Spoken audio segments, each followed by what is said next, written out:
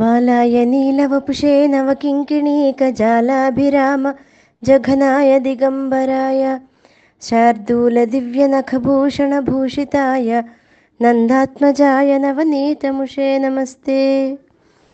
యద్యద్విభూతిమత్సత్వం శ్రీమదూర్జితమేవ వా తత్తదేవావగచ్చత్వం మమ తేజంస సంభవం. జ్ఞానము అనే ఐశ్వర్యము, నిర్మలమైన మనస్సు, నిరంతరము ధర్మమును ఆచరించటము, మోక్షమును పొందాలనేటువంటి విషయంలో ఉత్సాహం ఎక్కడైతే ఉంటుందో అక్కడ సాక్షాత్తు భగవానుడు ఉన్నాడని తెలుసుకోవాలి. భగవంతుడి యొక్క తేజము, ఈశ్వరుడి యొక్క శక్తి అనంతము. అటువంటి అనంత శక్తులలో ఏదో ఒక శక్తి ఇటువంటి ఉత్తమమైన విభూతి, ఉత్సాహం లాంటి సద్గుణాలను కలుగజేస్తుంది. కనుక జనాలు అటువంటి సద్గుణాలను తమ హృదయాల్లో ఉంచుకొని దాని ద్వారా భగవంతుని యొక్క సాన్నిధ్యాన్ని అనుభవితం చేసుకోవాలి.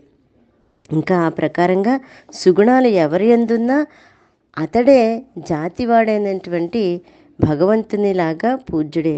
అతడు ఎటువంటి మంచి జాతి అంటే ఏ జాతి వాడైనా సరే, ఆ జాతి ఈ జాతి, ఈ కులము ఆ కులము, ఆ వర్ణము ఈ వర్ణము అని లేదు. అతడు ఏ జాతి వాడైనా అతడే జాతికి చెందినవాడు. జాతి అంటే గొప్పదైనటువంటిది అని చెప్పదగినటువంటి విషయంగా ఆ వ్యక్తిని పూజించవచ్చుట.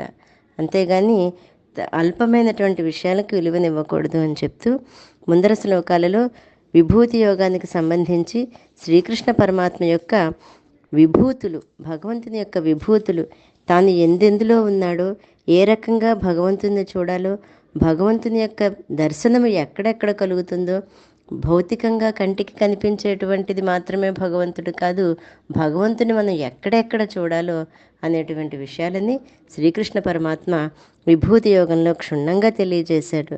కనుక ఎవరైతే వీటిని అలవరుచుకుని ఉంటారో వాళ్ళకి తప్పకుండా ఆ పరమాత్మ యొక్క సాక్షాత్కారం లభిస్తుంది. జై గురుదత్త.